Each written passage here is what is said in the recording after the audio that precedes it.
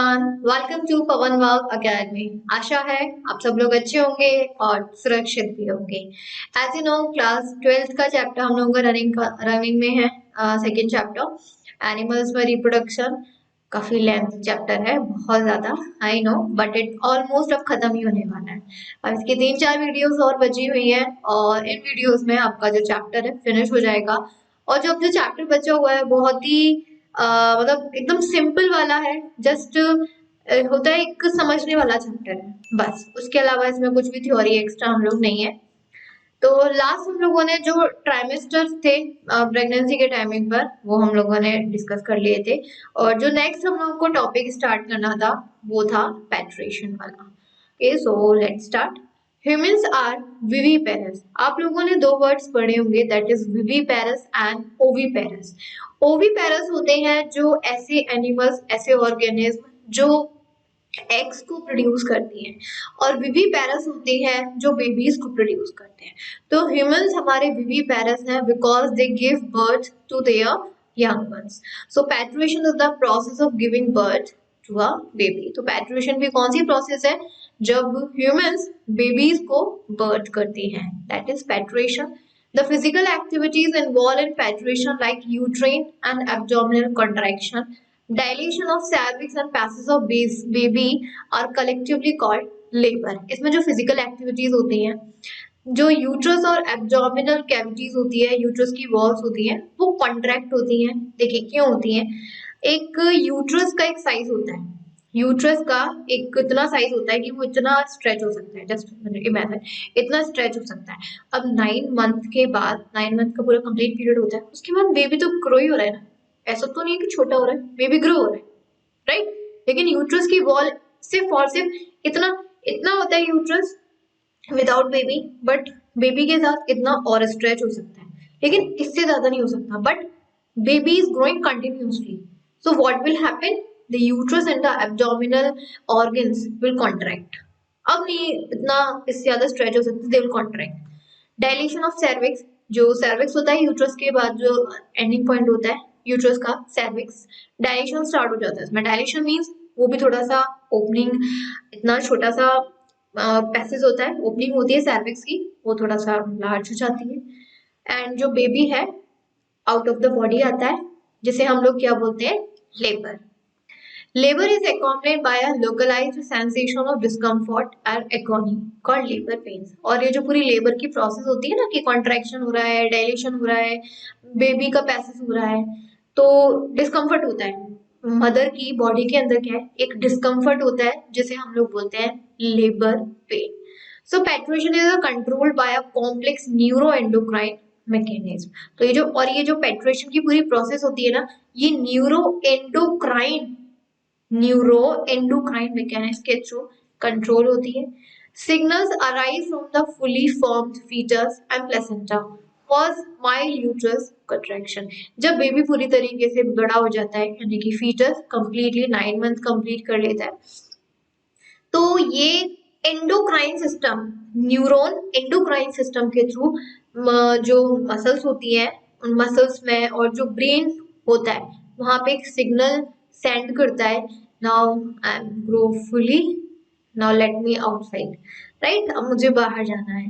तो इस टाइमिंग पर क्या है, जो प्लेसेंटा है, जो प्लेसेंटा कनेक्टेड होती है, वो भी कॉन्ट्रैक्ट होना स्टार्ट हो जाती है. It is accompanied by an estrogen and progesterone ratio, increase in oxytocin receptors in uterine muscles. इस टाइमिंग पे एस्ट्रोजन प्रोजेस्टेरोन का रेशियो, हार्मोन्स का, बढ़ जाता है.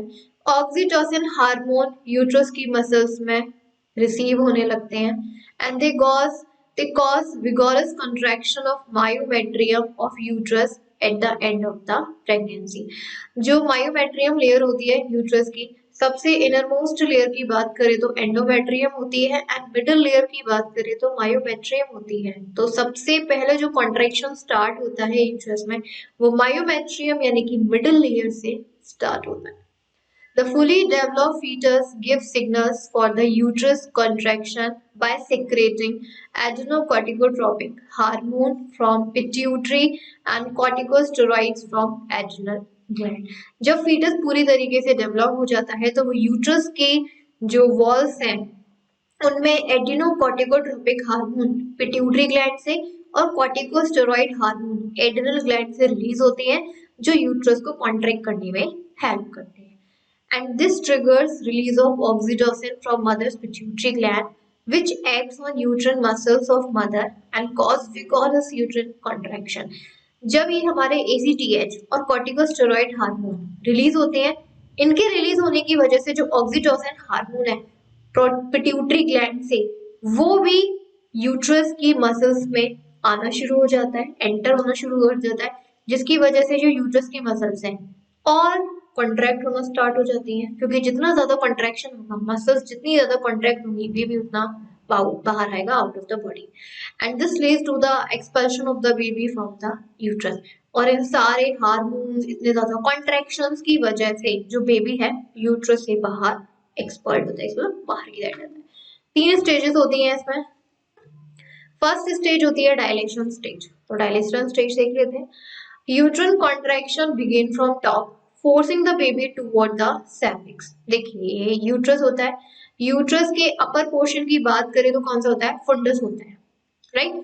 ये जो यूट्रस की जो अपर पोर्शन होता है फुंडस, ये फुंडस सबसे पहले क्या है, बच्चे के ऊपर कॉन्ट्रैक्ट मतलब फोर्स लगाएगा, राइट। जैसे ये फोर्स लगाएगा, बेबी अपने इस पोजीशन को छोड़ के सर्विक्स की तरफ मूव करना स्टार्ट कर देगा, right. Contractions are accompanied by a pain caused compressions of blood vessels. तो जब कॉन्ट्रैक्शन होता है ना यूट्रस में पूरा, इसमें थोड़ा सा पेन होता है। आपको देख लीजिए, अगर हमारी बॉडी कहीं से कॉन्ट्रैक्ट हो रही है, अचानक से कुछ भी हो रहा है, राइट, या फिर ब्लड वेजल्स को आपको कंप्रेस कर दिया जाए, इस तरीके से बहुत देर तक ब्लड वेजल्स को दबा के रख दिया जाए, पेन होना शुरू हो जाएगा ना। तो यहाँ पर भी क्या हो रहा है, यूट्रस की वॉल कॉन्ट्रैक्ट हो रही है, और जब वॉल कॉन्ट्रैक्ट हो रही है तो यूट्रस के अंदर जो ब्लड वेसल्स है वो भी कॉन्ट्रैक्ट हो रही है, जिसकी वजह से बहुत ज्यादा पेन होता है। एक चीज मैं आपको बताती हूँ कि लेबर के टाइमिंग पर, आई मीन से डिलीवरी के टाइमिंग पर जो मदर को पेन होता है, it is equals to the broken of 40 bones. एक साथ एक ह्यूमन बॉडी में 40 हड्डी टूटना, सपोज कर लीजिए कैसा पेन होगा, राइट। तो ये डिलीवरी के टाइमिंग पर पेन मदर को होता है। Oxytocin induce uterine contractions become stronger and stronger due to stimulatory reflex. अब ये जो उसके अंदर ऑक्सीटोसिन हार्मोन है यूट्रस की वॉल्स के अंदर, वो उस यूट्रस को और ज्यादा कॉन्ट्रैक्शन, ज्यादा से ज्यादा कॉन्ट्रैक्ट करती रहती है कंटिन्यूसली, तब तक होता रहेगा जब तक baby out of the body नहीं आ जाता. As the baby is pushed down in the uterus, its head comes to be lie against cervix. जैसे ही बेबी यूट्रस से पुश्ड होगा, वो cervix की तरफ उसका हेड वाला पार्ट आ जाएगा. Now the cervix gets dilated. Dilated मतलब जो cervix की ओपनिंग है वो थोड़ा सा लार्ज हो जाती है. And the vagina also show similar dilation. और सर्विक्स के बाद वजाइना वाला पार्ट आता है, तो वजाइना की भी ओपनिंग इतनी होती है, इतनी हो जाती है. And this stage of labour can normally last up to few hours. ये जो लेबर होता है, ये जो एक्टिविटीज होती है, ये फ्यू आवर्स तक होती है. 1 घंटे भी हो सकती है, 2 घंटे भी हो सकती है, कितने भी. And it ends in rupturing of amniotic membrane of fetus. Last में ये जो एमनियोटिक मेम्ब्रेन होती है ना पूरे फीटस के, पूरे कवरिंग होती है पूरे आउटर, वो रप्चर हो जाती है, यानी कि ब्रेक हो जाती है. As you can see, this one is the foetus. ये पूरा यूट्रस है, ये सर्विक्स है, ये वजाइना है, ये उम्बिलिकल कॉर्ड है. स्टेज 1 है अभी तो, यानी कि जो यूट्रस है कॉन्ट्रैक्ट हो रहा है, और जैसे जैसे ये कॉन्ट्रैक्ट होगा, जो फीटस का जो हेड है, ये देखिए यहाँ पर सर्विक्स बंद था ना एकदम, यहाँ पर क्या हो गया, ओपन हो गया अफेक्टेड सर्विक्स. और वजाइना भी यहाँ पर क्या थी, कम था उसका साइज, ज्यादा हो गया. सेकेंड स्टेज आती है expulsion stage. Now the uterine and abdominal contractions become stronger, and in normal delivery the fetus passes out through cervix and vagina with head in forward direction. जैसे ही पूरी तरीके से यूट्रस और एब्डोमिनल के जितने भी ऑर्गन्स और आसपास की कैविटी है पूरी तरीके से अपनी कॉन्ट्रैक्ट हो जाती हैं नॉर्मल डिलीवरी में, फीटस लास्ट सर्विक्स के, मतलब जो फीटस का हेड है ना, बेबी का जो हेड है, सर्विक्स की ओपनिंग में आता है, और फिर उसके बाद वजाइना में, and then out of the body. And it takes 20 to 60 minutes to come out of the baby. And the umbilical cord is tied and cut off close to the baby's navel। और जो umbilical cord होती है ना, जो mother से utero से connected रहती है, वो कट करती जाती है बेबी के नेवल से। नेवल मतलब नाभि से। थर्ड आता है इसमें after birth. Now after the delivery of the baby the placenta separates from the uterus and is expelled out as after birth due to severe contraction of the uterus. अब delivery के बाद क्या होता है कि जो प्लेसेंटा है uterus से अपने आप डिटैच हो जाती है। अपने आप हो जाती है क्योंकि उसका काम खत्म, उसका काम खत्म। और क्योंकि कॉन्ट्रैक्शन के टाइमिंग पर सब चीजें कॉन्ट्रैक्ट हो रही हैं, तो वो भी अपने आप कॉन्ट्रैक्ट होके सेपरेट हो जाती है। And this process happens with in 10 to 45 minutes of the delivery. ये जो प्रोसेस है ना कि प्लेसेंटा अपने आप यूट्रस से सेपरेट हो जाती है, एटलीस्ट 10 से 45 मिनट्स लग जाते हैं। किसी किसी में 10 मिनट में ही अपने आप सेपरेट हो जाती है, कभी कभी 45 मिनट्स भी लग जाते हैं। so, के बाद आता है लैक्टेशन। डिलीवरी वाला पार्ट खत्म, नेक्स्ट लैक्टेशन वाला है। The mammary glands of the female start producing milk at the end of pregnancy by the process of lactation। अब जैसे ही बेबी डिलीवर हो जाता है, जस्ट डिलीवर होने के बाद फीमेल्स की जो मैमरी ग्लैंड्स हैं वो मिल्क प्रोड्यूस करना स्टार्ट कर देती हैं, and that whole process is called lactation. And the prolactin is the hormone which is responsible for the production of milk। And ये जो मिल्क प्रोड्यूस हो रहा है किस हार्मोन की वजह से होता है? प्रोलैक्टिन हार्मोन की वजह से। क्वेश्चन आता है इसमें, आपका किसी भी सिंपल पूछ लेते हैं, वन वर्ड और एमसीक्यूज में। Lactation helps the mother in feeding the newborn baby. और इसी लैक्टेशन प्रोसेस यानी कि मिल्क प्रोड्यूसिंग प्रोसेस की वजह से मदर क्या करती है? न्यूबॉर्न बेबी को फीड करती है। Now the fluid secreted by the mammary gland soon after childbirth, it's called colostrum। देखिए जब बेबी डिलीवर होता है, तो बेबी जब डिलीवर होता है तो तुरंत मैमरी ग्लैंड क्या है? मिल्क प्रोड्यूस करती है। लेकिन मिल्क प्रोड्यूस होने से पहले मैमरी ग्लैंड से पहले कुछ फ्लूइड या लिक्विड रिलीज होता है। That fluid is called colostrum। Colostrum is the sticky yellow fluid secreted by the mammary glands soon after the childbirth, and it contains protein, lactose, mother's antibodies, example IgA। जो cholesterol है थिकी होता है, sticky है, yellow colour का होता है, जिसमें protein, lactose और मदर की जो एंटीबॉडीज हैं प्रेजेंट होती है। लेकिन इसमें फैट कंटेंट बहुत लो होता है, फैट नहीं होता इसमें। And the antibodies present in it helps in developing resistance for the newborn baby at a time when its own immune response is not fully developed। और ये जो मिल्क में या फ्लूइड में जो एंटीबॉडीज प्रेजेंट होती है मदर की, वो हेल्प करती है बेबी के इम्यून सिस्टम को एक्टिव होने के लिए, क्योंकि अभी वो बेबी है। बेबी की इम्यूनिटी इतनी अच्छी नहीं होती क्योंकि जस्ट अभी डेवलप हुआ है, अभी प्रोड्यूस्ड हुआ है, तो सब कुछ इसमें डेवलपमेंट होना बाकी है। तो जो उसका इम्यून सिस्टम है वो किसकी वजह से डेवलप्ड होता है? मदर के मिल्क में जो एंटीबॉडीज प्रेजेंट। ओके, नेक्स्ट अब हम लोगों का न्यू टॉपिक स्टार्ट होने जा रहा है, वो है रिप्रोडक्टिव हेल्थ। अभी तक हम लोगों ने जो पढ़ा वो reproduction, reproductive organs, baby delivery, lactation, जो सब कुछ रिप्रोडक्शन से रिलेटेड था। अब हम लोग जो पढ़ने वाले हैं वो है आपका रिप्रोडक्टिव हेल्थ।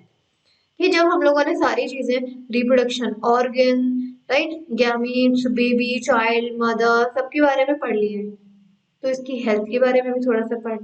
तो स्टार्ट रिप्रोडक्टिव हेल्थ। बिल्कुल ये अलग टॉपिक है रिप्रोडक्शन से, तो अलग ही लेते हैं। According to World Health Organization, that mean WHO, reproductive health means total well-being in all aspects of reproduction. It's emotional, behavior, social aspects along with physical ones। हम लोग वर्ल्ड हेल्थ ऑर्गेनाइजेशन के according बात करें तो reproductive health का मतलब होता है कि इमोशनली, कि कोई भी person emotionally, behaviour, socially, physically. Emotional की बात करें जब आप एडल्ट हो जाते हैं, राइट, तो अब हम कहीं रो नहीं सकते। आपको कोई भी टीचर कितना भी मार दे, you will not cry in front of whole class, right. Control करना है। इमोशनल। बिहेवियर, बिहेवियर का मतलब जब आप आउट ऑफ द हाउस होते हैं या फिर घर में भी बात करें तो आपको कैसे अपने पेरेंट्स से, टीचर से, फ्रेंड से बिहेव करना है। सोशली का मतलब होता है इंटरेक्शन। आप लोगों ने बहुत सारे स्टूडेंट्स को देखा होगा जो एक दूसरे से इंटरेक्ट होने में थोड़ा सा कतराते हैं, डरते हैं, अरे यार मैं उससे कैसे बात करूँ, ये बहुत सारी चीजें, राइट। तो सोशल में इंटरेक्शन आ जाता है कि आप जब बाहर निकलते हैं, that what kind of interaction you do place. Physically का मतलब होता है कि आप अपनी बॉडी को किस तरीके से मेंटेन करते हैं। तो जब ये सारी चीजें, इमोशनल, बिहेवियर, सोशल, फिजिकल, जब हमारी पूरी तरीके से वेलबींग होगी, तब हम अपने आप को क्या कहेंगे? Reproductive health. Therefore, a society with people having physically and functionally normal reproductive organs and normal emotional and behavioral interaction amongst them in all sex-related aspects might be called reproductive healthy society. देखिए, कोई society जहां पर लोग physically, emotionally, behaviour, interaction and physically पूरी तरीके से normal होते हैं, वेल बीइंग होते हैं, that society is called reproductively healthy society. Of all the goals of all the social goals of India, an important one is to attain total reproductive health. देखिए, सारे goals में से India का एक important गोल है reproductive health को कैसे न करके और ज्यादा सुधारना, right. India was amongst the few countries in the world to initiate action plans and programs at a national level to improve reproductive health. काफी सारी कंट्रियों में से इंडिया भी हमारी एक ऐसी फर्स्ट कंट्री है पूरे वर्ल्ड में जो बहुत सारे प्लान्स और प्रोग्राम्स रिप्रोडक्टिव हेल्थ से रिलेटेड नेशनल लेवल पर ऑर्गेनाइज करती है। आप लोगों ने देखा होगा मंथली मंथली आप लोगों की कॉलोनीज में या फिर जहाँ कहीं भी आप रहते हैं, कैंप लगते हैं, बच्चों को लगाने के लिए आता है ना, वैक्सीन एंड पोलियो पिलाने के लिए, मदर्स के लिए लगते हैं, जो मदर प्रेग्नेंट है उनको आयरन और कैल्शियम की टैबलेट्स के लिए। क्या ये प्रोग्राम्स है, ये प्लान है जिसकी वजह से जो रिप्रोडक्टिव हेल्थ है बच्चों की, मदर की, और नेशनल लेवल पर क्या इम्प्रूव हो सके। All these improved programs cover wider area related to reproduction. ये जो जितने भी प्रोग्राम्स हैं ये रिप्रोडक्शन यानी कि जो रिप्रोडक्टिव हेल्थ है उसको तो कवर करती ही करती है, इसके अलावा हेल्थ का भी कहीं ना कहीं बहुत ज्यादा ध्यान रखा जाता है। These programs are currently in operation under the Reproductive and Child Health Care RCH programs. और ये जितने भी प्रोग्राम्स हैं, राइट, ये हमारे reproductive child health care programmes के अंडर में आते हैं। जैसे हमारा कोई भी कैंप लग रहा है, सपोज करिए हेल्थ से रिलेटेड है, तो जो हेल्थ से रिलेटेड आपके प्रोग्राम्स या कैंप लगते हैं वो आपके वर्ल्ड हेल्थ ऑर्गेनाइजेशन के अंडर आते हैं, क्योंकि वर्ल्ड हेल्थ ऑर्गेनाइजेशन सारी कंट्रीज के हेडक्वार्टर्स को एक इंस्ट्रक्शन देता है कि हमें इस चीज के बारे में लोगों को अवेयर करना है, तो जगह जगह पे कैंप लगाइए। तो किसी ना किसी के अंडर में तो आते होंगे, ऐसा थोड़ा है कि फ्री फंड मूवी लेके बैठ गया। तो जितने भी प्रोग्राम्स रिप्रोडक्टिव हेल्थ के अंदर मतलब किए जाते हैं वो हमारे reproductive and child health care programmes के अंडर में आते हैं। Now the goals of the RCH programme, ये reproductive and child health care centre के क्या क्या गोल्स हैं, क्या क्या वो अचीव करना चाहते हैं। To create awareness among people about various aspects related to reproduction. लोगों को रिप्रोडक्शन रिलेटेड से रिलेटेड बहुत सारी चीजों के बारे में अवेयर करना। देखिए, जो सिटी के पर्सन्स होते हैं जो पढ़े लिखे हैं उनको तो हर चीज के बारे में पता होता है, ठीक है, वेल एंड गुड। जो विलेज में रहते हैं या थोड़ा नहीं है पढ़े लिखे, अनएजुकेटेड है, इलिटरेट है, उनको बहुत सारी चीजें होती है जो नहीं पता होती रिप्रोडक्शन से रिलेटेड, तो उनको बताना कैंप के through. To provide the facilities to people to understand and build up reproductive health, लोगों को फैसिलिटीज प्रोवाइड करना, जैसे होता है ना वो आपके सरकारी केंद्र होते हैं, आई मीन टू से गवर्नमेंट हेल्थ सेंटर होते हैं, जगह जगह पे बने रहते हैं, वहां पर जो बच्चे अभी भी डिलीवर हुए हैं उनको वैक्सीन एंड बहुत सारे बूस्टर्स वहां पे बच्चों को लगाए जाते हैं। इसके अलावा जब मदर प्रेग्नेंट होती है आफ्टर डिलीवरी तो उनको क्या क्या दवाइयाँ लेनी चाहिए अपनी हेल्थ को सुधारने के लिए, तो ये बहुत सारी फैसिलिटीज हैं जो बच्चों तक, फीमेल्स तक पहुंचाई जाए। To provide support for building up a reproductive healthy society, और हमें सपोर्ट वो हर मतलब इनका एक गोल ये भी है कि जो हर जगह पे जितनी भी सोसाइटी है, जितने भी लोग हैं, कहीं ना कहीं उनको रिप्रोडक्टिवली हेल्थी बनाया जाए। To bring about a change mainly in three critical indicator, और सबसे ज्यादा वो तीन चीजों में चेंज आते हैं। फर्स्ट है reducing total infertility rate, infant mortality rate, maternal mortality rate. ये तीन चीजें हैं सबसे ज्यादा अफेक्ट करती हैं हमारे पूरी सोसाइटी को। तो अगर ये तीन चीजों के रेट कम हो गए तो कहीं ना कहीं हम बहुत 90% रिप्रोडक्टिव हेल्थी हो जाएंगे। सबसे पहले बात करते हैं रिड्यूसिंग टोटल इनफर्टिलिटी रेट। आप लोगों ने बहुत सारी गर्ल्स वुमेन्स को देखा होगा, मतलब बेबीज नहीं प्रोड्यूस कर पाती, बहुत सारी दवाइयाँ चल रही हैं, डॉक्टर के पास जाना, बहुत सारी चीजें हैं। होता है कि नहीं होता है? और कुछ कुछ तो अंधविश्वास हो जाता है। बाबा, बाबा जड़ी बूटी देंगे और पता नहीं क्या, ऐसी चीज गलत है, नहीं करना चाहिए। तो देखिए बहुत सारी टेक्निक्स आ चुकी है, आईवीएफ टेक्निक आ चुकी है। आईवीएफ टेक्निक के थ्रू बेबी को प्रोड्यूस कर सकते हैं। इससे बेटर तो कोई टेक्निक है ही नहीं है। और बहुत सारी आजकल दवाइयाँ आ चुकी हैं, इंजेक्शन है, बहुत सारी वैक्सीन्स हैं जो मदर को अगर प्रोवाइड करी जाए, मदर को या फादर को जिसमें भी कमी है, तो वो रिप्रोड्यूस कर सकते हैं, बेबी को जन्म दे सकते हैं। क्या है, बस अवेयरनेस की जरूरत है इसमें। इन्फेंट मोर्टेलिटी रेट का मतलब होता है जो बच्चे होते हैं, कभी कभी मिसकैरेज हो जाता है, चांस मिसकैरेज होने के चांसेस होता है कि मदर की अच्छी देखभाल नहीं करी गई, उसको जो इतना न्यूट्रिशन उसकी बॉडी में जाना चाहिए था नहीं गया। जब मदर को ही नहीं मिला तो बेबी को कहाँ से मिलेगा? डेथ हो जाती है, बेबी की मिसकैरेज हो जाता है। कभी कभी डिलीवरी के तुरंत बाद ही बेबी की डेथ हो जाती है। तो रीजन यही है इसका कि उसको जो पूरी न्यूट्रिशन चाहिए वो मिली नहीं। कभी कभी ऐसी कंडीशन भी देखी होगी कि बेबी तो बड़े अच्छे से प्रोड्यूस हो गया, डिलीवर हो गया, लेकिन मदर की डेथ हो जाती है at the time of delivery. तो बहुत सारी चीजें हैं जिसके, अगर इन सारी चीजों को हम लोग हेल्थ को मतलब अपने ठीक कर लें तो कहीं ना कहीं हम लोग रिप्रोडक्टिवली हेल्थी सोसाइटी बना सकते हैं। Now the goals of RCH can be achieved by the following ways। अब ये जो हमने अभी गोल्स पढ़े, इनको अचीव करने के लिए हम कौन कौन से तरीके अपना सकते हैं। कोई भी गोल होता है तो गोल को पाने के लिए कुछ तरीका भी होता है, वो तरीके कौन से हैं? By introduction of sex education in the schools, and schools should be encouraged to provide correct information to the young so as to discourage children from believing in myths and clear the misconceptions about sex related aspects। Schools में sex education होना चाहिए। जैसे biology में आपका chapter आता है ना, reproduction and जो भी आपका सेक्स रिलेटेड जो भी चैप्टर होते हैं, जरूरी है, जरूरी है। यहाँ पर ये कोई नहीं है कि हाँ ठीक है पढ़ना ही तो है, ये जरूरी है। जरूरी इसलिए है क्योंकि जब यंग एज होती है, टीनेजर्स होते हैं, तो बहुत सारी चीजें नहीं पता होती, और जब चीजें नहीं पता होती है तो बहुत गलत चीज हो जाती है, दिमाग में बहुत भूत भर जाता है, बात करना मिथ्स हो जाते हैं। मिथ्स का मतलब है गलत फहमियां बढ़ती चली जाती है, और जब ये गलत फहमियां आ जाती है, रॉन्ग इन्फॉर्मेशन मिलती है, तो कुछ ना कुछ गलत चांसेस हो जाते हैं। Proper information about safe and hygienic sexual practices. देखिए पूरी अच्छी तरीके से हाइजीन रखना चाहिए। सेक्सुअली ट्रांसमिटेड डिसीज के बारे में पता होना चाहिए, like AIDS. Problems related to adolescence and proper information about reproductive organs. जो जब एडोलसेंस यानी कि जब टीनेजर होते हैं, एडल्ट होते हैं, तो बहुत सारे बॉडी में चेंजेस आते हैं, like menstruation cycle. And boys में बात करें तो जो गैमीट्स का प्रोडक्शन है, तो इन सब चीजों के बारे में पूरी इंफॉर्मेशन होनी चाहिए। Now, with the help of audiovisual and the print media, government and non-government organization should take various steps to create awareness about various aspects related to reproduction। बहुत सारे तरीके हैं, ऑडियो, विजुअली, प्रिंट मीडिया, अखबार में, pamphlets के through, government, non government organisation, किसी के भी थ्रू लोगों तक अवेयरनेस पहुंचाई जाए।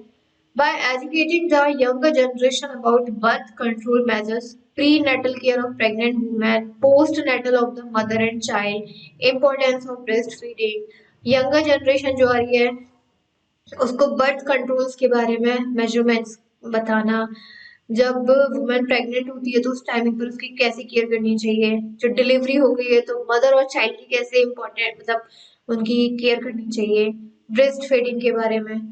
By developing awareness about problems arising due to uncontrolled population growth, social evils like sex abuse and sex-related crimes, and take up necessary steps to prevent them। इसके अलावा population की ग्रोथ हो रही है तो उसको कैसे कंट्रोल किया जा सकता है। इसके अलावा जो आजकल के क्राइम्स हो जाते हैं, सेक्स रिलेटेड क्राइम्स है, किसी को अब्यूज करना, कोई गर्ल जा रही है तो जो इलिटरेट पर्सन होते हैं मतलब गलत वर्ड्स बोल के अब्यूज करते हैं, तो इन चीजों के बारे में कौन से किस टाइमिंग पर स्टेप्स लेने चाहिए पता होना चाहिए।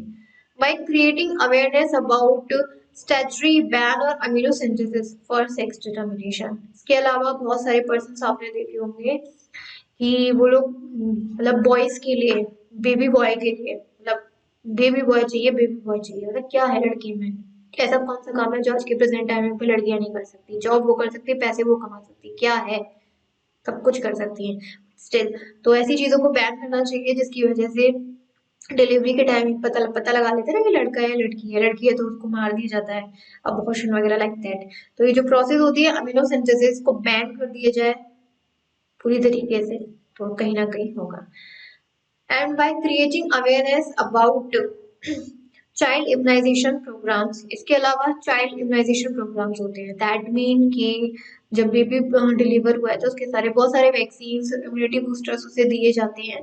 तो कब कितने देने चाहिए इसके बारे में पता होना चाहिए। By educating people couples to reduce mortality rate of newborns and the maternal mortality. इसके अलावा जो कपल्स हैं उनको एजुकेट किया जाना चाहिए कि जो न्यू बॉर्न है या जो मदर है आप उनकी कैसे देखभाल कर सकते। And the population in India, which was approximately 350 billion at the time of independence, reached close to a billion mark by 2000 and crossed 1.2 billion in May 2011। और 2020 की बात करें तो आज की प्रेजेंट पॉपुलेशन 1.35 बिलियन क्रॉस हो गई है। हम ये भी नहीं कह रहे हैं, क्रॉस हो गई है। And the government is taking serious measure to check this population growth. और गवर्नमेंट भी वही कोशिश कर रही है, सीरियस ले रही है कि इतनी पॉपुलेशन नहीं इंक्रीज होनी चाहिए। And the most important step to over this problem is to motivate society to have smaller families by using various birth controls method। और गवर्नमेंट ये भी कोशिश कर रही है कि लोगों तक ये बात पहुंचाई जाए। हम दो हमारे दो स्लोगन सुना होगा आप लोगों ने, हम दो हमारे दो, मतलब जितनी छोटी फैमिली, देखिए छोटी फैमिली के बहुत सारे फायदे हैं। एक तो दो बच्चे होंगे, आप उनको जो उनकी मर्जी है वो आप करवा सकते हैं, राइट। पहले कहाँ पांच पांच छह छह मतलब फैमिली में होते थे बेबीज, किस किस को एक की ख्वाहिश पूरी नहीं है, दूसरे की है, दूसरे की आगे तीसरे की, तीसरे की चौथे की, कम से कम यहाँ दो बच्चे हैं, उसको जो चाहिए वो आप दिलवा सकते हो, अच्छे स्कूल से पढ़ा सकते हो, वेल एजुकेटेड बना सकते हो, राइट। और जहाँ कंपटीशन हमारे पूरे इंडिया में इतना बढ़ता जा रहा है, कुछ कंपटीशन तो कम होगा ना। कहाँ एक फैमिली के पांच बच्चे, कहाँ एक फैमिली के दो बच्चे, कंपटीशन कम होगा, सबसे बड़ी बात। खाने को आप उसको जो चाहे वो खाना चाहे, अब कहाँ जहाँ घूमना चाहता है वहां घूमना चाहे, पैसे की दिक्कत नहीं होगी, सबसे बड़ी बात जो कहीं ना कहीं लोगों को होती है कि भाई मिडिल क्लास फैमिली स्पेशली होती है, क्या है कि भाई यहाँ अपने खाने के लिए नहीं है, यहाँ पांच बच्चों को तो कहीं ना कहीं बहुत सारे बर्थ कंट्रोल मेथड्स हैं जो इंडिया की जो गवर्नमेंट है वो लोगों तक बता रही है, पहुंचा रही है, कुछ लोग फॉलो भी कर रहे हैं, बाकी का पता नहीं। तो बर्थ कंट्रोल क्या है? Birth control measures which deliberately prevent fertilisation are referred to as contraceptive. एक ये ऐसी प्रोसेस है जिसमें फर्टिलाइजेशन को रोका जाता है। अब बेबीज को जो गैमेट्स होते हैं ना, फीमेल और मेल गैमेट्स, उनको फर्टिलाइज फ्यूज होने से रोका जाता है कॉन्ट्रासेप्टिव्स के through. The contraceptive methods helps to prevent unwanted pregnancies. An ideal contraceptive should be easily available। जो contraceptives होते हैं, that means जो medicines होती है, दवाइयाँ होती हैं, ये क्या करती हैं? ये कहीं ना कहीं fertilization होने को रोकती हैं। और एक अच्छा ideal contraceptive में क्या क्या होने चाहिए? Easily available, कहीं भी मार्केट में मेडिसिन मेडिकल स्टोर पे मिल जाए, यूजर फ्रेंडली, फीमेल को कोई हार्म नहीं होना चाहिए, इफेक्टिव होनी चाहिए, यानी कि फीमेल को कोई हार्म नहीं होना चाहिए और फर्टिलाइजेशन में भी नहीं होना चाहिए। इफेक्टिव मतलब इफेक्ट करना चाहिए, ऐसा नहीं कि खा लिया पर कुछ नहीं हो रहा, with no or least side effect, इसके कोई साइड इफेक्ट्स नहीं होने चाहिए।